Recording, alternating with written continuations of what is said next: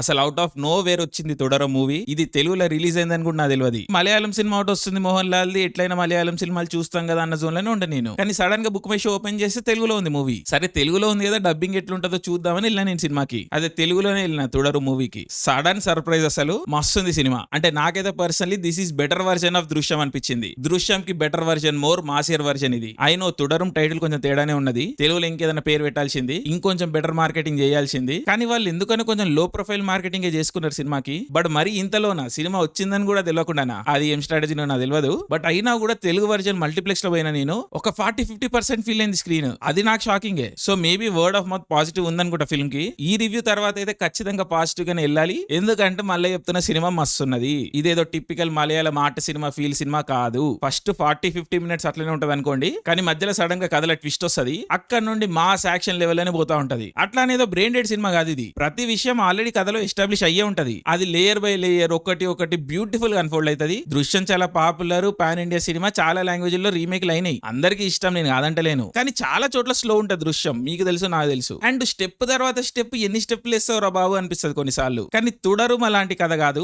I mean setting అలాంటిదే. అంటే ఒక నార్మల్ మిడిల్ క్లాస్ ఫ్యామిలీలో ఒక మర్డర్ జరుగుతుంది, ఒక కష్టం వస్తుంది, పోలీస్ వ్యవస్థ వాళ్ళకి వ్యతిరేకంగా పనిచేస్తా ఉంటది. ఇలాంటి సెటప్. కానీ ఇంతే. ఈవెంట్, ప్లాట్ ట్విస్ట్ ఇక్కడ వరకే పరిమితమై ఉంటాయి. సిరీస్ ఆఫ్ ఈవెంట్స్ నెలలు పోవు. 1-2 days లోనే కథ అయితే ఉంటది. అండ్ ట్రీట్మెంట్ మాస్ ఉన్నప్పటికీ జనాలు, క్యారెక్టర్స్, వాళ్ళు రియాక్ట్ అయ్యే విధానం అవన్నీ చాలా నేచురల్ గా బిలీవబుల్ గా ఉంటాయి. అండ్ చెప్తున్నా కదా, ఇది ఒక పెద్ద హీరో మాస్ సినిమానే. అవే మాస్ ఎలివేషన్ అదే జోన్లు ఉంటది. కానీ కథ బలం ఉన్నది మూవీలా. క్యారెక్టర్లు స్ట్రాంగ్ ఉన్నాయి, ఇమోషన్ కూర్చుంటది. హీరో ఏమి ప్రపంచాన్ని సేవ్ చేయని కోతలేడు, తన కుటుంబాన్ని సేవ్ చేసుకోవడానికి ప్రయత్నిస్తున్న ఒక మామూలు వ్యక్తి. అండ్ ఇలాంటి క్యారెక్టర్ నుంచి కూడా ఒక పెద్ద హీరో మాస్ వండియొచ్చు అని 2025 లో మళ్ళీ ప్రూవ్ చేసాడు మోహన్ లాల్. ఐ మీన్ మోహన్ లాల్ ఎంత పెద్ద యాక్టర్ మనకు తెలుసు, ఎంత బ్రిలియంట్ యాక్టర్ కూడా మనకు తెలుసు. కానీ మళ్ళీ ప్రూవ్ అయింది ఈ సినిమాలో. చిన్న చిన్న మూమెంట్లు ఇస్తుంటాడు, చిన్న నువాన్స్లు ఇస్తుంటాడు. Such a brilliant performance. ఈయన ఇలాంటి సినిమాలు తీయాలి కదా. జైలర్లు, ఎంపురాన్లలో జస్ట్ స్లో వాక్ చేసుకుంటా వస్తున్నాడు ఈ మధ్య. అసలు అట్లా పోద్దాయినా ఇలాంటి సినిమాలే తీయాలి. Beautiful performance. మళ్ళీ ఫ్యాన్ అయిపోయినా నేను. ఈ మధ్య కాలంలో మమ్ముట్టి కొంచెం ఓవర్టేక్ చేస్తా ఉండే మోహన్ లాల్ ని. బట్ లేదు, మళ్ళీ మోహన్ లాల్ మా సూపర్ స్టార్ అని ప్రూవ్ చేసుకున్నారు. Such a strong comeback.